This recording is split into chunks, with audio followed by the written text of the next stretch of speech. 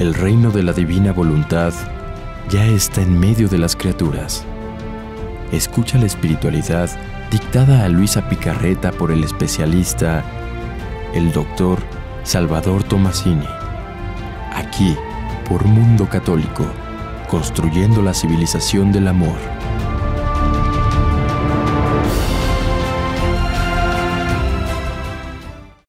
Amigos, ¿cómo estamos? Ceci, gracias por estar con nosotros en el programa de la Divina Voluntad. Gracias por invitarme. Aquí en Mundo Católico. ¿Sí? Gracias, doctor. Y pues estamos tratando de entrar en ese tema que dejamos pendiente el programa anterior, ¿te acuerdas? Sí. ¿Cuál era? Bueno, pues hablamos un poco de la puerta, de esa puerta para entrar, sí, y de una serie de disposiciones que nos permiten entrar. Y yo creo que una de esas disposiciones, doctor, es la intimidad que tengamos con Jesús. Eso es algo muy importante. Yo veo que muchas veces tratamos poco a Jesús, nos dirigimos poco a Él, ni siquiera lo saludamos en la mañana, no vamos a la misa, no apreciamos la Eucaristía, no nos confesamos regularmente.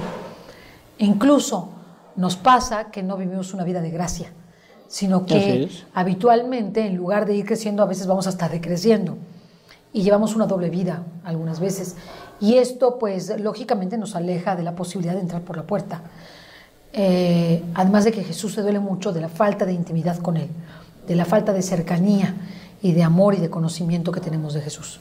Entonces háblenos un poquito de cuál es la intimidad necesaria en el reino de la divina voluntad para acercarnos más a Jesús, para amarlo más, y para corresponderle su amor.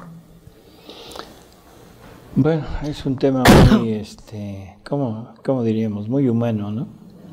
Y muy humano y al mismo tiempo muy divino. Así es. Porque esta intimidad de la que hablas la podríamos comparar a la intimidad del ser humano con el ser humano. O sea, ¿qué se necesita? Vamos a empezar por esta intimidad entre nosotros. ¿Qué se necesita para que alguien llegue realmente a estar unido con otra persona? ¿A qué le llamamos amor en la parte humana? Al conocimiento que tenemos de la otra persona. Al conocimiento, pero ¿qué más? A la preocupación que sentimos por ella. ¿Y qué más? Al anhelo de que esa persona alcance la felicidad. ¿Y qué más? Que realice la misión para la cual Dios le ¿Pero y qué más? nació. Pues de sale lo mejor de lo mejor, y que se salve, lo primero que se salve. ¿Y qué más? Hay más siempre. Bueno, sí, esto es importante, todo lo que acabas de decir es bueno, pero cuando una persona realmente entra en esa fase de enamoramiento, todo gira alrededor de la persona amada. Si está la persona amada, en ese momento todo está bien. Si la persona amada se retira, o sea, se aleja, todo el pensamiento de aquella persona es: esto ya terminó, es que yo necesito a esa persona para estar con ella, para convivir con ella estos momentos. Siempre el pensamiento está unido a esa persona. Cuando esa persona vuelve otra vez a estar junto, en ese momento se hace la luz y todo revive, todo vuelve a lo normal, ¿sí? Esa es Luisa Picarreta. En los escritos de Luisa, o sea, toda la primera parte de los escritos de Luisa, es una Luisa que anhela estar con Jesús, que lo ama, lo añora, y cuando Jesús no se hace sensible, o sea, presente sensiblemente, ella está desesperada, ella todo lo refiere a Jesús, ya no puede hacer nada, ella lo confiesa, dice: ya no puedo meditar, ya no puedo hacer aquellas bellas, pues en un principio dice oraciones que hacía, porque me faltas tú, ¿sí? Entonces, ¿qué nos está demostrando? Que hay una necesidad de la persona de convivir totalmente con la otra, para que haya una verdadera intimidad y un verdadero amor. Entonces, ¿cuál es la intimidad que Jesús quiere con nosotros? Yo creo que esto lo podemos entender muy fácilmente a través del hecho de que es un intercambio de vida. Intercambio de vida. En el programa pasado hablamos un poco de ese intercambio de vida, que es el intercambio de la voluntad con todos los atributos que contiene el ser. Habíamos dicho que Jesús quiere nuestra vida para llevarla a la cruz, porque eso es lo que estorba para poder llegar a esa relación. Pero lo único que nos deja vivo, lo único, es la voluntad. Una voluntad que ya entendió, una voluntad humana que ya entendió que sola no debe actuar. Una voluntad humana que ya entendió que es nada y que la divina voluntad, que es la que quiere venir, quiere dotarla de todo lo que ella es. No viene a quitarla, no viene a anularla, sino viene a dotarla de todo lo que ella contiene. En ese momento podemos entender que la divina voluntad está conviviendo con una voluntad humana, con un ser, o sea, separado, pero al mismo tiempo unido porque tiene su misma vida y hay una íntima relación. Y la criatura empieza a entender que todo lo que hace, lo hace gracias a los ¿cómo diríamos? Todos los dones, todo lo que la divina voluntad contiene. Entonces se mueve la voluntad humana, pero se mueve y mueve en su movimiento todo lo de Dios. Por lo tanto, hay una continua comunicación de la criatura para con su Creador, pero el Creador también tiene esa unión. ¿Por qué? Porque la criatura está actuando con lo de Él. ¿Sí se entiende? Sí. Por lo tanto, el acto de la criatura y el acto de Dios se funden. Y ahora es un continuo acto, continua unión. Es como si fueran una sola persona. Como si fueran una sola persona.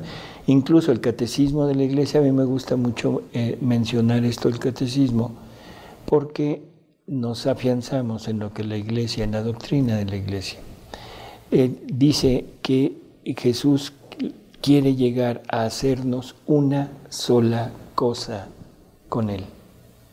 Una sola cosa con Él. Es impresionante. 521 del Catecismo, ¿no?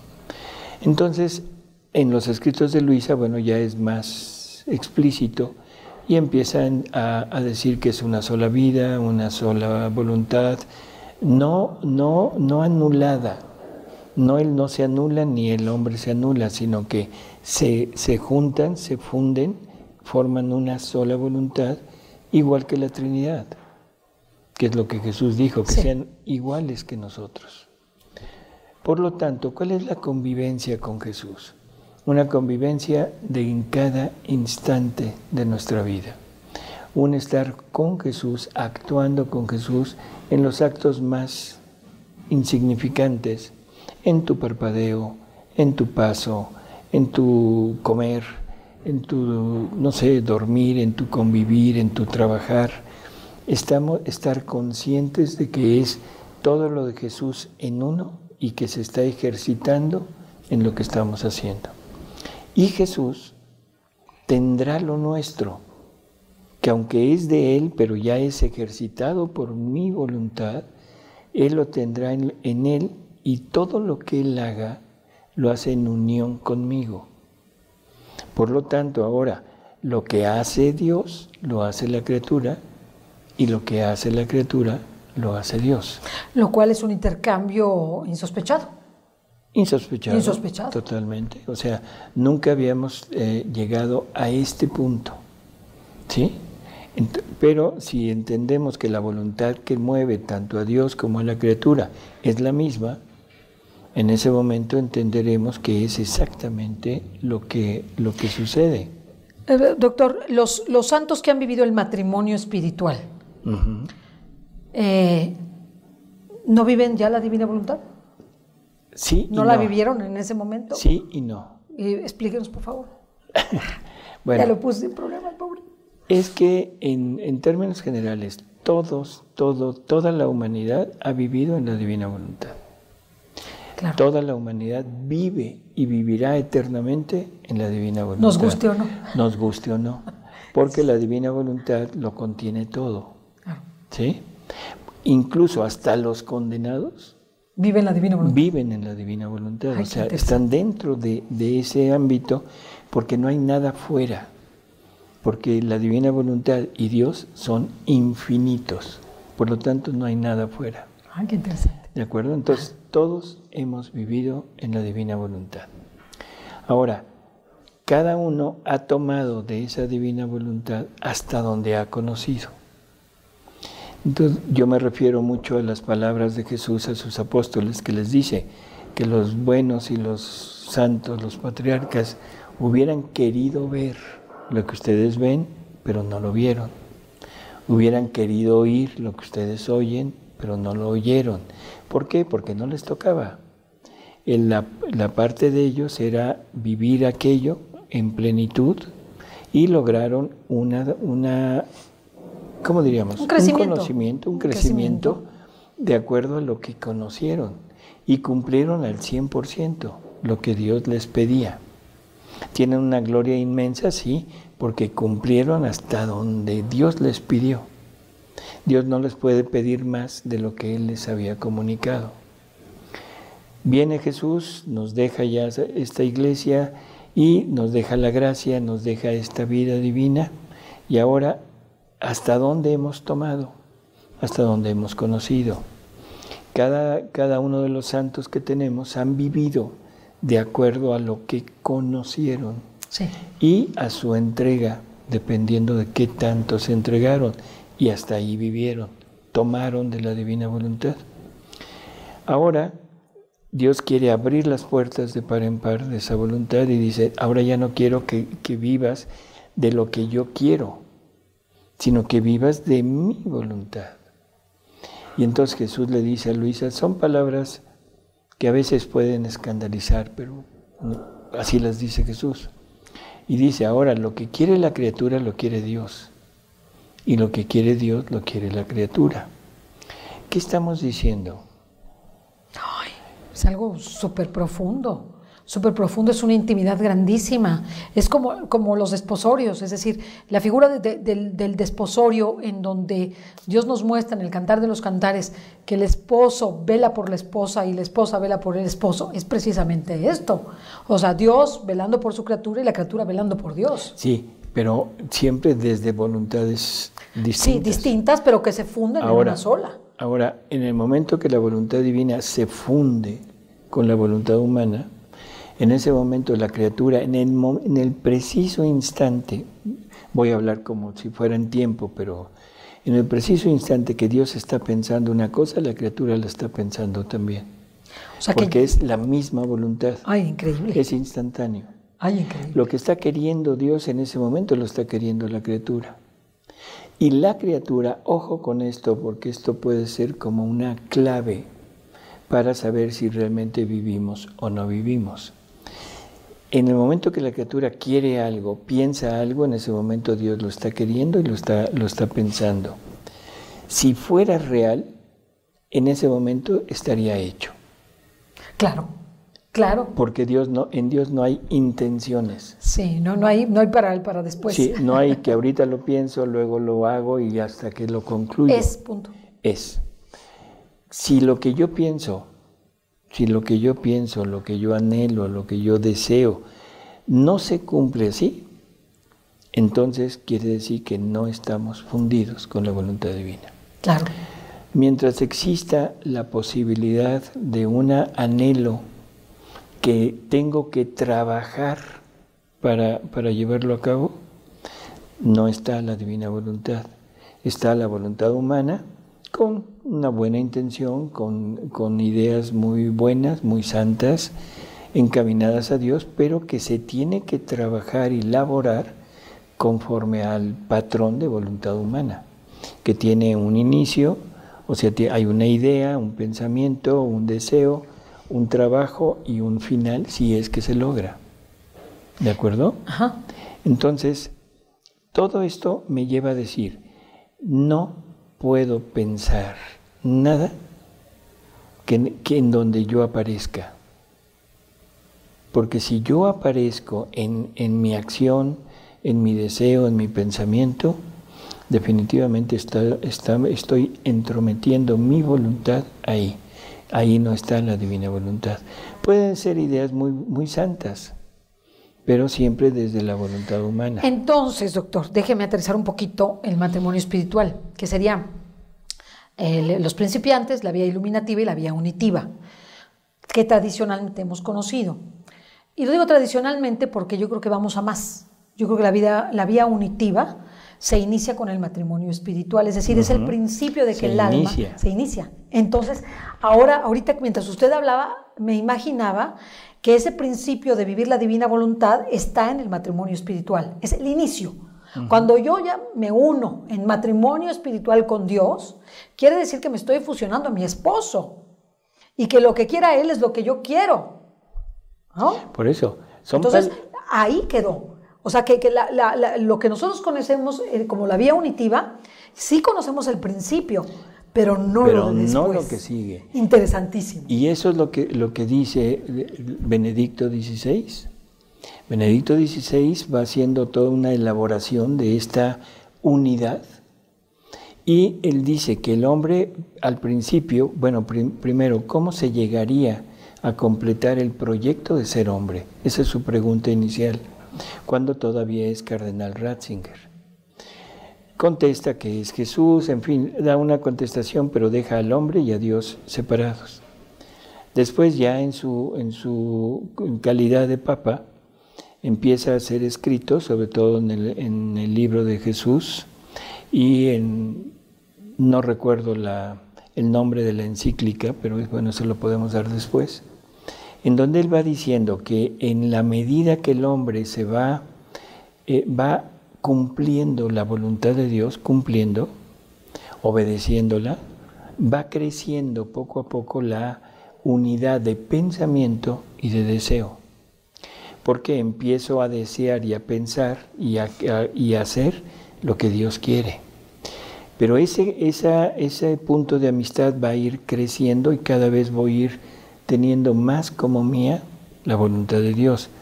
Y el hombre llega a ser verdadero hombre cuando adopta la voluntad divina como propia. Y en ese momento el hombre se hace divino. Palabras de Benedicto XVI. Claro. Que ese es el punto. Esta unión, este matrimonio místico empieza, pero hay un crecimiento. O sea que nosotros, hasta este momento, la Iglesia, nuestros primeros padres, los santos, han llegado a este punto. Es decir, al inicio. Y ahora con Luisa, lo que quiere el Señor es lanzarnos a todo. Sí, pero no todos han llegado al inicio. No todos. No, pues, el Antiguo Testamento fue camino. Exactamente. Porque el inicio empieza con Jesús. Estoy de acuerdo. ¿Sí? Entonces, ha sido un camino progresivo en que, como decíamos hace un momento, cada uno ha ido dando hasta donde puede. Por eso, pero la magnitud... Pero es un camino. Es un camino. Llega Jesús y de ahí en adelante se abre la posibilidad de llegar a esta unión. Este matrimonio espiritual. Sí, así es. Que es lo que conocemos, ¿no? Ese matrimonio y místico. ahí es en donde está el tope. Ahora, en esto Jesús nos dice que de aquí en adelante hay un crecimiento todavía, que es un crecimiento que no podíamos hacer por nosotros mismos porque no teníamos la voluntad divina, que es la que hace crecer esa unión y esa vida divina. Y eso es lo que nos va a dar. Así es. Por lo tanto, la convivencia con Jesús es una convivencia única. Ojalá y esto no se tome a mal. Es un émulo de la convivencia entre la Santísima Trinidad. Claro, pues es un matrimonio. No, es la misma voluntad. Por eso, es la misma voluntad. Es el Padre queriendo, el Hijo queriendo, el Espíritu Santo queriendo lo mismo al mismo tiempo. Haciendo la creación, la redención y la santificación, los tres unidos al mismo tiempo. Pero cada uno de ellos toma una parte actuante. El Padre en la creación, el Hijo en la redención y el Espíritu Santo en la santificación. Pero en la voluntad y en la vida es los tres unidos. Los tres están en Jesús muriendo en la cruz, pero la parte actuante es del Verbo. Y el Padre y el Espíritu Santo concurren. Y así por el estilo. Ahora, en este trato es la criatura y la divinidad, Jesús, conviviendo en este punto de fusión, pero cada uno desde su individualidad, porque es una misma vida, pero en personas distintas, para que pueda haber una perfecta relación, una relación de amor entre los dos. Déjeme preguntarle algo más. Ya ahorita como que entendimos que el matrimonio espiritual sería ese inicio de empezar a tener la disposición de vivir en la divina voluntad. ¿Ok? Que algunos santos han tenido, no todos los santos han vivido el matrimonio espiritual. Bueno, y tampoco sabemos de muchos que sí lo vivieron, pero que son anónimos. Que son anónimos. Pero, por ejemplo, fenómenos como la encarnación mística que tuvo la sierva de Dios, Conchita Cabrera de Armida, ¿cómo lo entendemos? O aquellos, la transverberación, ese misterio en donde el corazón es traspasado o intercambiado por el de Jesús, de alguna forma. ¿Cómo lo explicamos? Por eso son dones que Dios va dando, son estigmas, vamos a decirlo así, es participación de todo lo que Jesús sufrió, se lo participa la criatura. Eso lo tenemos desde los estigmas externos, o sea, lo que se ve, San Francisco de Asís, hasta esta transverberación que es solamente en la autopsia se logra. Pero se logra ver. Hay algo que es importante.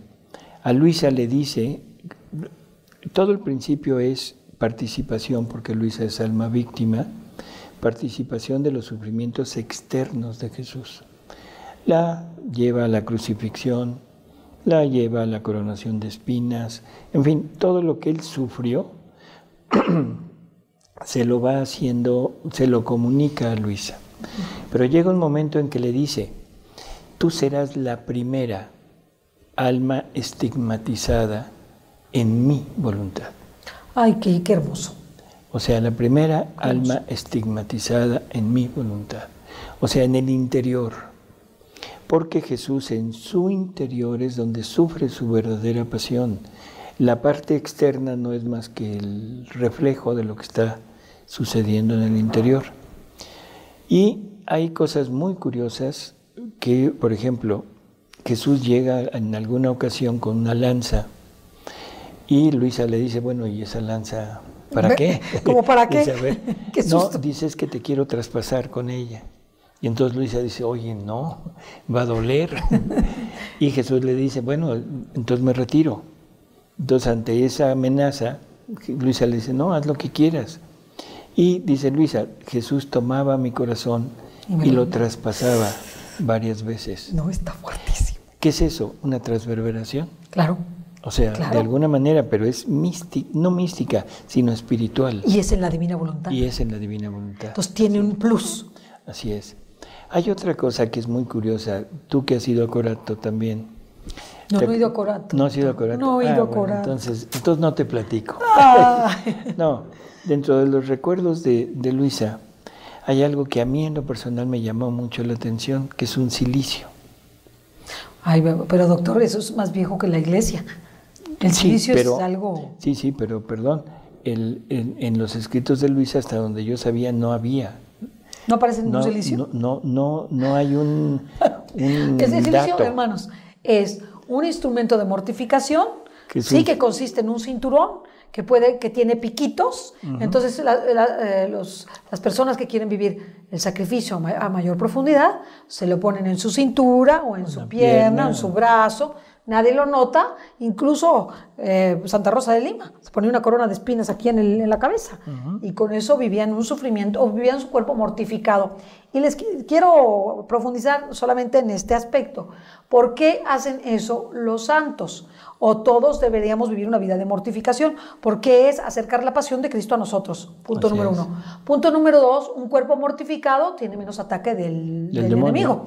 ¿Por qué? Porque el enemigo no tiene cuerpo. Y para poder disfrutar lo que disfruta, necesita de nuestra aprobación y de entrar en nuestro cuerpo para disfrutar lo que nosotros sí podemos disfrutar con nuestro cuerpo. Entonces, eso es muy importante que lo entendamos. No es un sacrificio para aniquilar, es un sacrificio para redimir. Bueno, ahora sí, sígale, doctor, perdón.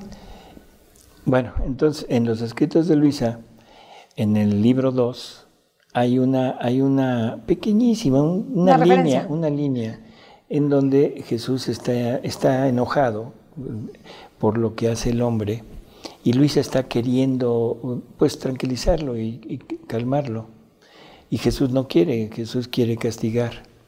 Y entonces Luisa le dice, bueno, pues si es así, entonces yo me voy, porque mi papel de víctima ya no tiene sentido. Y entonces Jesús dice Luisa, se quitó un cinturón con alfileres y me lo dio y me dijo, póntelo. Eso Jesús a ella. Ese es el cilicio. Ese es el cilicio, claro. Entonces probablemente, o sea, Luisa sí usaba el cilicio. Claro. En fin, o espiritual. O hágase de cuenta el ABC. Lo que pasa es que nosotros ya no sabemos nada. Ni sabemos, vemos el cilicio como algo horrible, o la disciplina que es un látigo, ¿verdad? Pues un látigo con que todos los santos han usado de la mortificación, todos. El espíritu de sacrificio, el espíritu de mortificación que Jesús pide como camino para llegar. Claro, no es que sea un camino, es el único. Es mortifícate, por ejemplo, en la comida. En todo. Mortifícate en el vestido. En lo que ves, en lo que oyes. Mortifícate en lo que oyes, en lo que ves, en lo que te diviertes. Mortifícate en el sueño, mortifícate en todo. Debe haber un espíritu de mortificación, porque dice, todos tus actos deben tener este sello, porque si no, no los reconozco como actos míos. Y le voy a decir cuál es la razón, ahora que usted nos explica. Cuanto más mortificados estemos, mayor renuncia hicimos a nuestra voluntad. Así es. Entonces esa sería una llave de la puerta. No, sería el camino.